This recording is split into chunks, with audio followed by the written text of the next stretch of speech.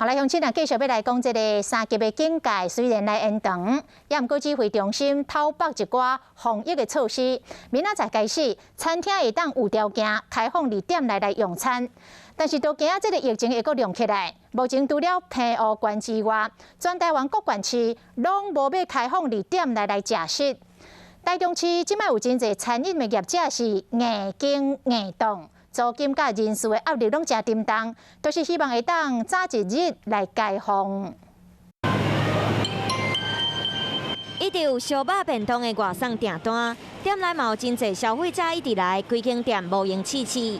三级的警戒搁延长，台中市讲袂使伫餐厅内底食，好真侪民众拢真失望，只好全部拢改做早顿去食。因为大家真的关太久了，很想再吃烤肉的味道。 因为疫情受到真大影响，疫情期间用真下回便当伫市场重新徛起。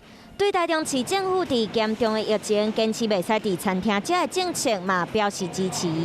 伫东区老2号的日本料理店，原本是以婚礼或者是日本式的餐点为主，疫情爆出来了后，拢无人客，小家庭的消费嘛，干那休困日才有。平常时的生理嘛真冷清，工作人员和师傅拢是白班来上班。 业者虽然真无奈，不过嘛，可能会使硬动。很辛苦，而且现在大部分都是半买半相送。因为疫情影响到餐厅的经济，有一部分的店家选择退场，啊无就是像因同款继续硬动，要考虑到生理和安全性，敢会使毋望疫情赶紧结束。